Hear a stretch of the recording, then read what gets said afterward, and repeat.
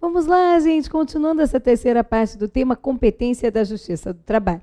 Agora nós vamos tratar de greve.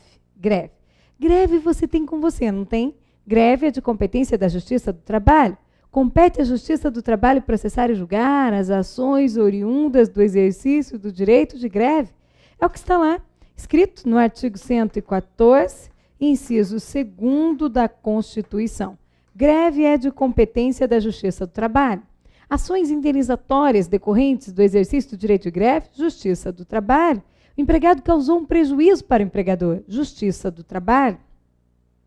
Ou então o empregador, na tentativa de evitar que o empregado aderisse à greve, causou um dano para o empregado, moral ou patrimonial. Enfim, Justiça do Trabalho, greve. Aí veio o STF na súmula vinculante, na súmula, que é a súmula vinculante, número 23 do STF, e disse assim: compete à Justiça do Trabalho processar e julgar. Processar e julgar o quê? As ações possessórias. As ações possessórias ajuizadas em decorrência do exercício do direito de greve. Greve da iniciativa privada. Então, a grande questão é que seja greve da iniciativa privada e não do setor público. E não da administração pública. Então, olha só o que acontece aqui. Assim, compete à Justiça do Trabalho processar e julgar as ações de reintegração de posse, na hipótese de esbulho, a ação de, anotando, manutenção de posse, na hipótese de turbação, e o interdito proibitório, na hipótese de ameaça. Todas são ações de competência da Justiça do Trabalho. Imagine que vocês são os grevistas, vocês são os empregados, eu, a dirigente sindical, estamos reunidos e eu digo: pessoal, vamos deflagrar a greve por melhores condições de trabalho. E vocês? Aê! Vamos postular mais equipamentos de proteção individual. Aê! Vamos postular! Vamos quebrar tudo! Aê! Não vamos deixar empregado peixinho nenhum entrar na empresa! Aê! Aprovada a greve. Gente, nessa hipótese, estamos no campo da ameaça. No campo da ameaça de praticar atos abusivos, que são os atos que contrariam o exercício, que contrariam a lei que regulamenta o exercício do direito de greve.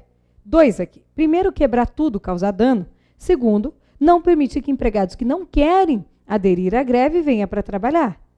A greve é um direito constitucionalmente assegurado, por isso ela jamais é ilegal. Mas a greve, se não observar os ditames previstos na lei para a sua realização, ela se torna abusiva. Ela pode ser declarada abusiva, o que acontece na Justiça do Trabalho.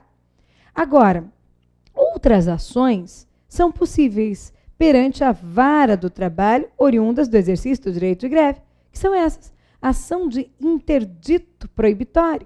O empregador está percebendo todas essas ameaças ao seu patrimônio, ameaça de não deixar fornecedor entrar na empresa, nenhum outro empregado entrar na empresa. Então, ele propõe, perante a vara do trabalho, interdito proibitório. É a ação mais utilizada. Agora, vamos imaginar que já foi deflagrada a greve. Greve. Sabe aqueles adesivos? Greve. E aí, os empregados tomaram toda a empresa. Tomaram mesmo. Não deixam ninguém entrar na empresa. Não deixam o empregador entrar, não deixam outros empregados entrar. Agora, vamos imaginar que nós estamos diante de uma empregada grávida de gêmeos. Já tem 7 filhos, um marido para sustentar, ganha salário mínimo. Ela quer aderir à greve? Você poderia pensar no primeiro momento: sim, Ariana, ela quer porque ela tem estabilidade provisória no emprego, ela não poderá ser dispensada. Ah, é? Mas e quando terminar a greve?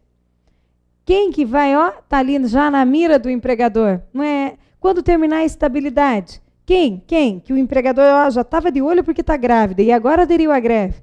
Ela não quer aderir, ela, por cautela, com tanta gente que olha para ela com cara de fome, ela não quer aderir à greve.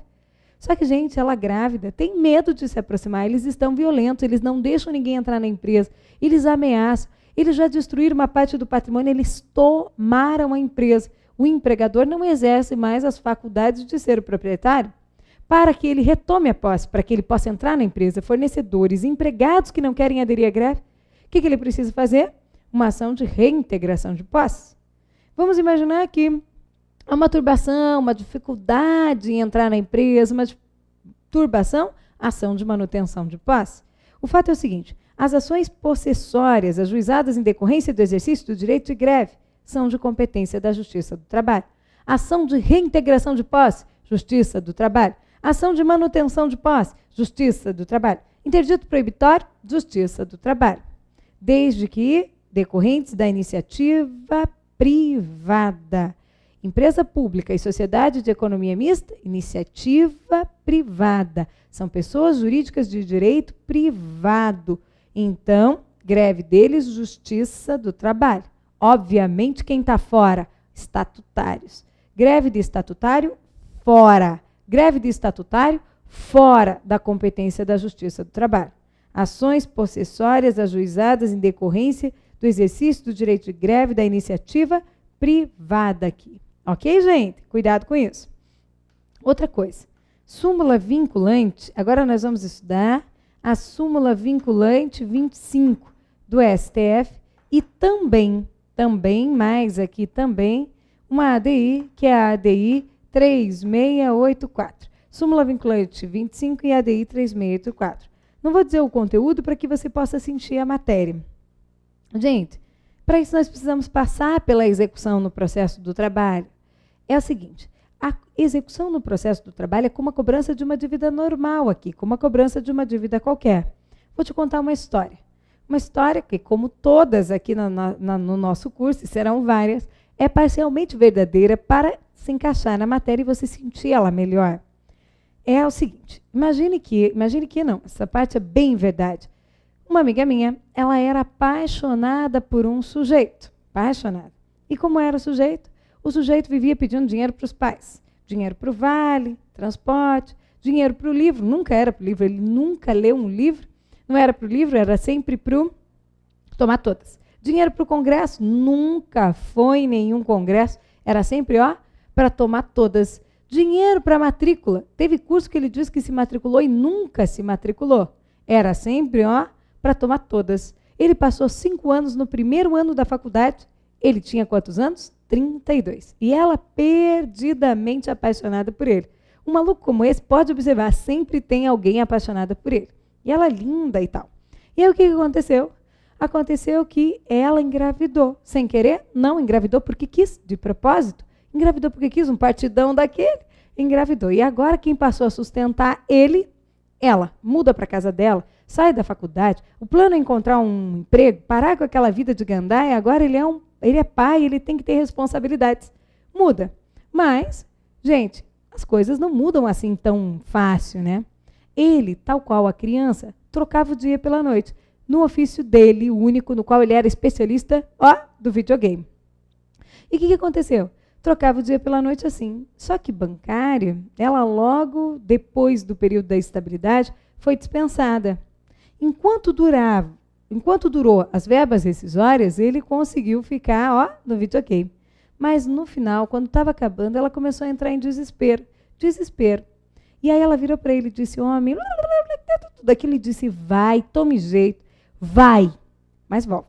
Ela não queria que ele fosse para todo sempre. Vai e só volte aqui quando você trouxer uma lata de leite ninho para o nosso filho.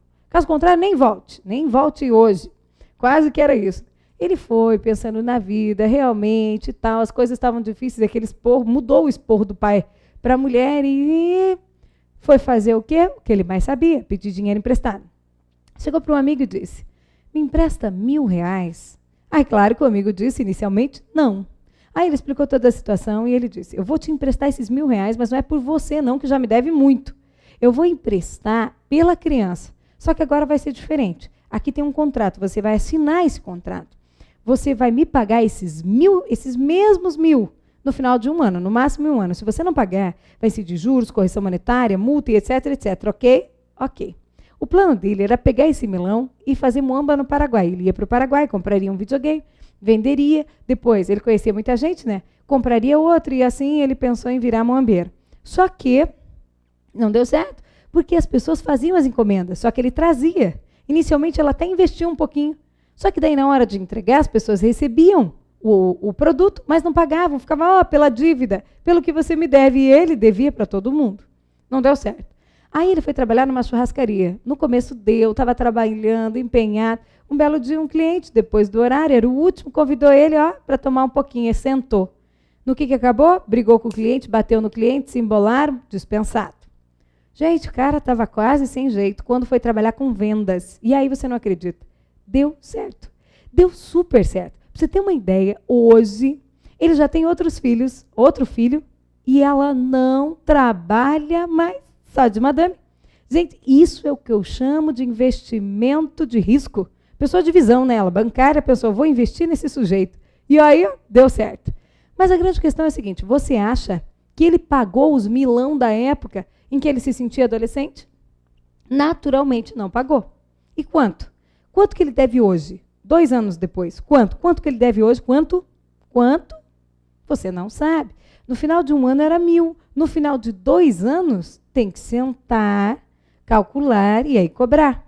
Senta, calcula e cobra. É assim que funciona. Então, veja, é assim também a execução no processo do trabalho. Se o juiz profere uma sentença, definindo lá 2 horas extras por dia, com um adicional de 50%, nos últimos 2 anos, quanto dá isso aqui, gente? Quanto dá? Você não sabe. Se você não sabe, você tem que sentar e calcular. É a mesma coisa. Só que esse processo de sentar e calcular no processo do trabalho, tem um nome. Liquidação. Liquidação. E esta fase de liquidação, ela vai terminar com uma sentença de liquidação. Sentença de liquidação na qual eu encontro o valor da execução. E o processo é, quando eu não sei qual é o valor, eu sento, calculo e cobro. Sento, calculo e cobro, não é assim? Da sentença de liquidação vem expedido o quê? O mandado de citação e penhora. Sentença de liquidação, mandado de citação e penhora, que é para que o executado pague ou garanta o juízo no prazo de 48 horas. Esse passo você tem que saber de cor. Da sentença de liquidação, mandado de citação e penhora. Da sentença de liquidação, mandado de citação e penhora. Sentença de liquidação, mandado de citação e penhora. Se você tiver isso aqui automático, o resto segue igual. Que é para que o executado pague ou garanta o juízo no prazo de 48 horas. Gente, se o executado não paga, se o executado não garante o juízo, o processo não sai daqui. Sai, não sai. Sai, não sai. Não sai daqui. Também depois de garantir o juízo, o processo segue aqui, segue naturalmente. Agora, olha, tudo bem, então imagine que foi movida uma ação contra a empresa A. E aí foi proferida a sentença, condenando a empresa A a pagar 2 horas extras por dia com adicional de 50% nos últimos 2 anos. Quanto dava? Ninguém sabia. Iniciou a fase de liquidação, que terminou com a sentença de liquidação, em que foi apurado o valor da execução. X. Da sentença de liquidação, foi expedido um mandado de citação e penhora para o executado pagar ou garantir o juízo no prazo de 48 horas. Só que o executado não pagou nem garantiu o juízo em 48 horas. E quando o executado não paga nem garante o juízo no prazo de 48 horas, o que acontece? O processo não sai daqui sem a garantia do juízo.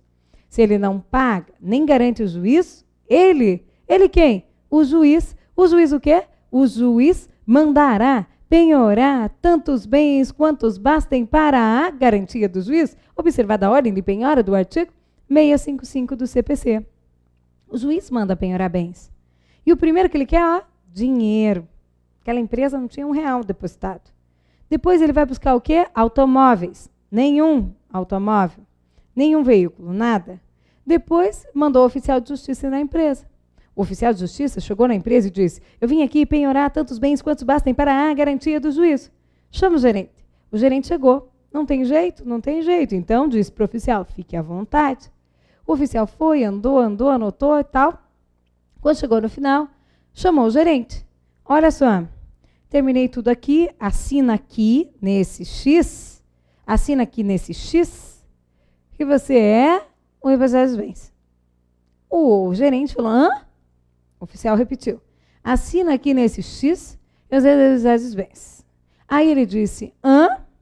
Aí o oficial, aqui comigo, aí o oficial disse: assina aqui nesse X, que eu tô com pressa. Nossa, o gerente se sentiu intimidado e assinou.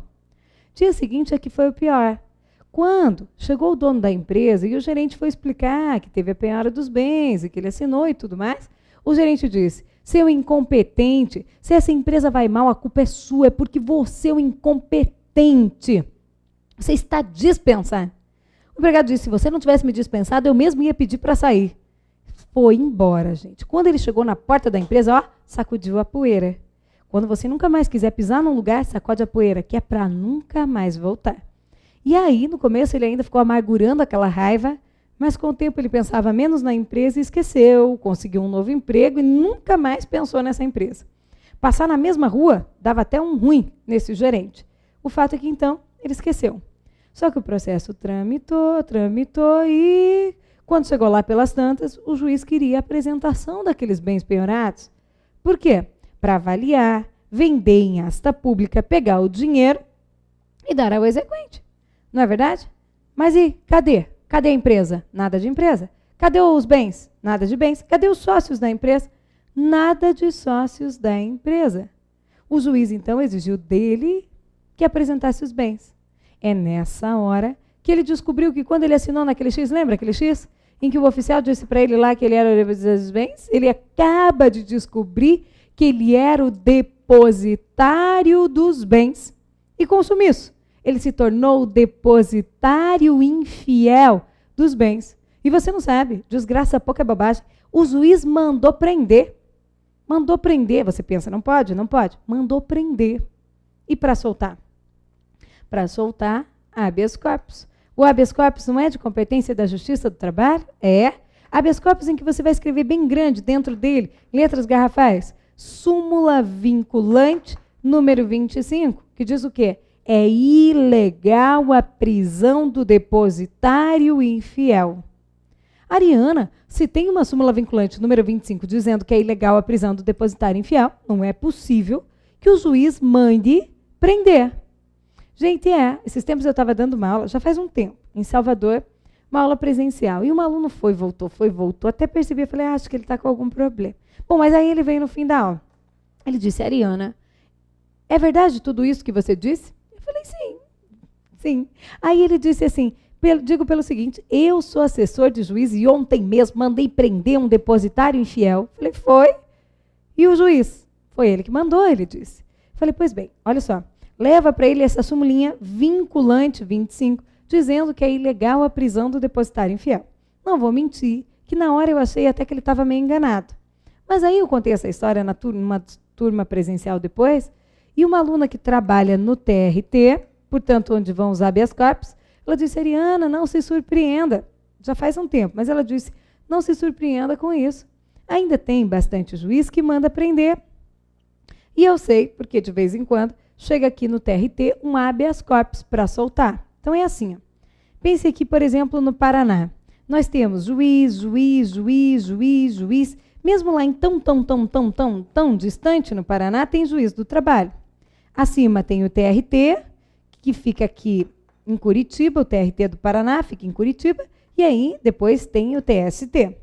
Então, às vezes lá em tão distante, o juiz mandou prender. Se o juiz mandou prender, há habeas corpus para o TRT aqui para mandar soltar.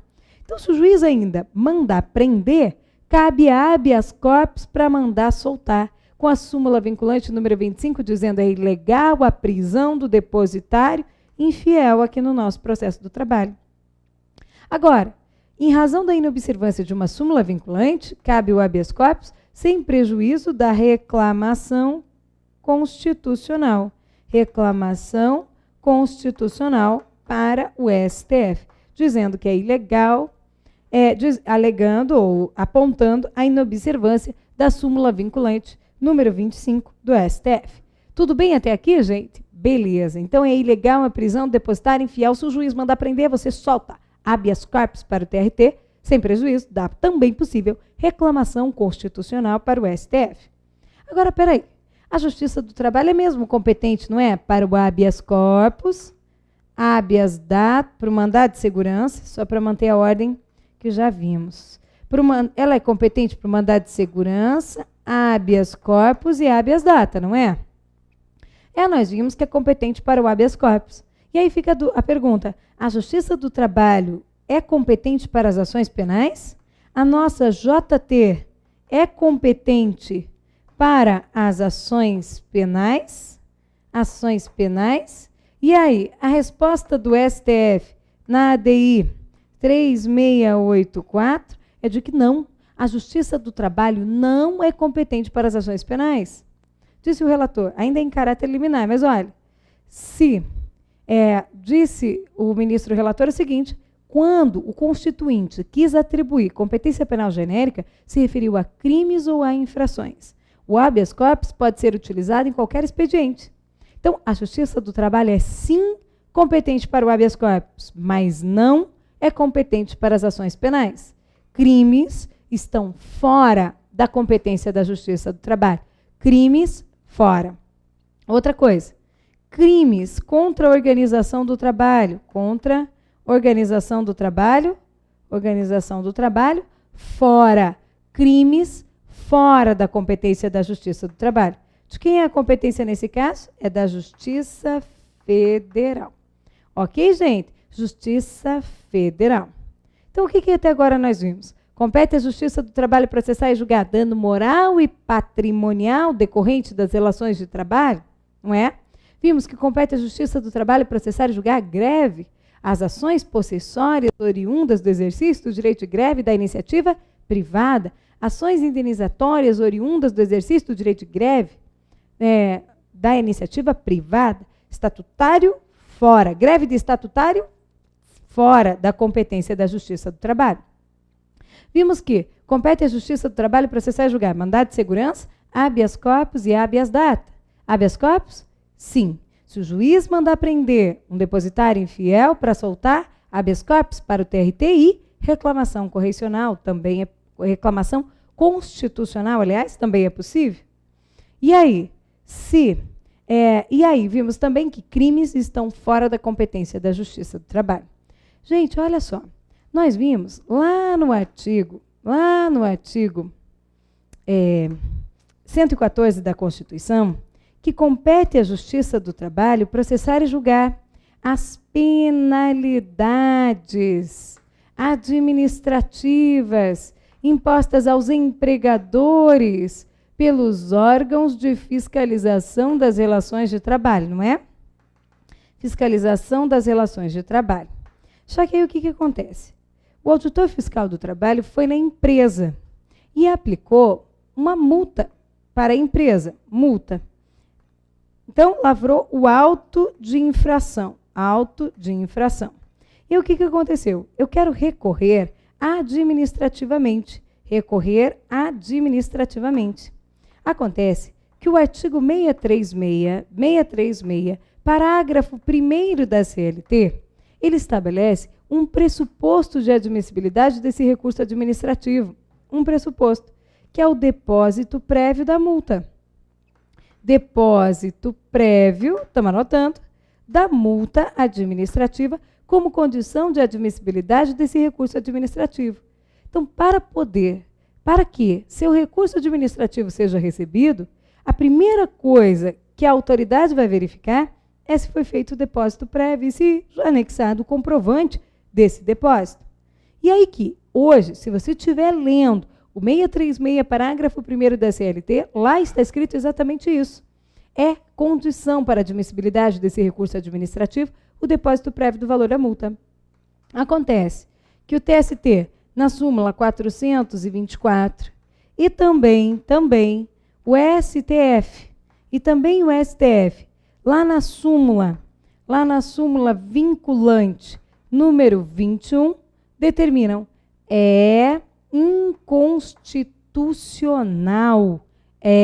inconstitucional. Essa exigência de depósito prévio do valor da multa como condição de admissibilidade do recurso administrativo. Então, o previsto no artigo 636, parágrafo 1º da CLT, é inconstitucional. É inconstitucional. Isso pode aparecer na sua prova e você precisa estar de olho para não marcar essa alternativa como correta. Dizer que é uma exigência o depósito prévio do valor da multa. Não é inconstitucional. Viola que princípios? viola o princípio do contraditório, o direito que a parte tem de se defender, o direito que a parte tem de rebater este auto de infração. Agora, a parte tem o direito, aqui comigo, a parte tem o direito desde que mediante o depósito da multa, sim, você poderia dizer, mas e aqueles que não têm condições, não têm dinheiro para fazer a antecipação do valor da multa, então, não podem tentar afastar o auto de infração? Podem, é inconstitucional, viola o princípio do contraditório. Também é inconstitucional porque contraria o direito de petição. Todos têm o direito de recorrer, de peticionar, de impugnar este auto de infração. Tudo bem? Viola princípios do contraditório e também o direito de petição. Tranquilo, minha gente? Preparados para repassar essa matéria que vimos até agora? Preparados? Vamos lá? Algumas coisas só, desde o começo. Larga tudo que você está fazendo, já acabou. Ariana, você já acabou? Estou pausando, me despedindo, indo embora. Essa aula foi pesada. Gente, pense assim, quando a aula aqui traz bastante conteúdo para você, menos surpreendido você pode ser na hora da prova. Estudou aqui, então você vai levar para a prova. Sabe? É muita matéria para você ver sozinho a complementação. Então, força. Não vai embora agora, porque nós vamos repassar e é aí que se garante que a matéria fique fixada na sua cabeça. Juntos é muito melhor. Então, fica aí, não vai embora não. Larga tudo que você está fazendo, é só um minutinho. E eu vou te perguntar, compete à Justiça do Trabalho processar e julgar as ações oriundas das relações de trabalho? Sim. Ação de estatutário dentro ou fora da competência da Justiça do Trabalho? Estatutário, fora. Temporário, aquele contratado pelo poder público, sem concurso público, para atender necessidade de excepcional interesse público, está dentro ou fora da competência da Justiça do Trabalho? Fora. Ação de cobrança de honorários de profissionais liberais, dentro ou fora da competência da Justiça do Trabalho? Fora. Ação honorários de profissionais liberais? Fora. Crimes. Compete à Justiça do Trabalho processar e julgar crimes contra a organização do trabalho? Crime? Fora. Qualquer crime contra as relações de trabalho? Crimes? Fora da competência da Justiça do Trabalho. Agora, compete à Justiça do Trabalho processar e julgar mandado de segurança, habeas corpus ou habeas data, quando o ato questionado envolver matéria trabalhista? Sim. Compete à Justiça do Trabalho processar e julgar dano moral e patrimonial decorrente das relações de trabalho? Sim. Alexandre morreu. Maui, seu sucessor, vai mover uma reclamação trabalhista contra o empregador. Vai mover postulando dano moral e patrimonial decorrente do acidente que ele sofreu aqui na empresa. E aí? Esta ação é de competência de quem? Justiça do Trabalho. A ação do empregado contra o empregador? Justiça do Trabalho. A ação dos sucessores contra o empregador? Justiça do Trabalho também.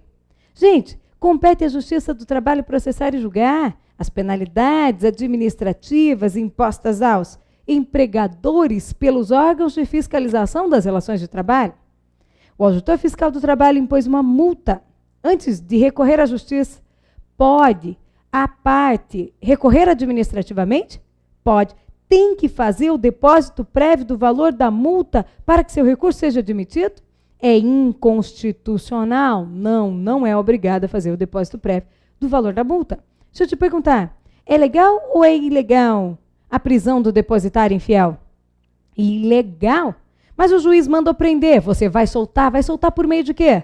Habeas corpus para o TRT? E que mais? Tem mais uma. Reclamação constitucional.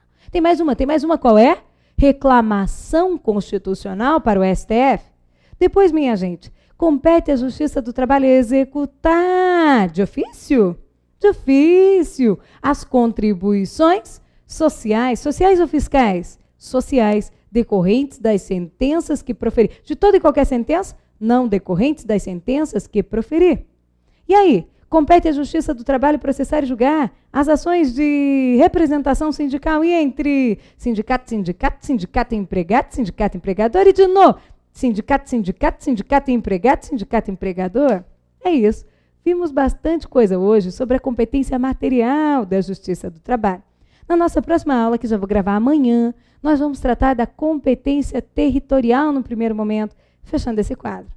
A dica é, assista às aulas de processo do trabalho, uma seguidinha da outra, assim que elas estejam disponíveis. Enquanto não estiverem as outras disponíveis, aí você não tem jeito, recorre às outras matérias. Mas estão disponíveis, já assista. Quanto antes, melhor, porque daí você vai ter a sequência na sua cabeça. E repito a dica, assista às aulas acompanhado da apostila, é muita matéria. E o nosso grande objetivo é que você fique com a matéria na cabeça. Saia daqui pronto para a prova, que eu entregue você certa de que se cair isso aqui que nós estudamos hoje, você garante a questão, traz a questão para a gente, vem aprovado para a gente. Te espero para a próxima aula. Tchau, tchau.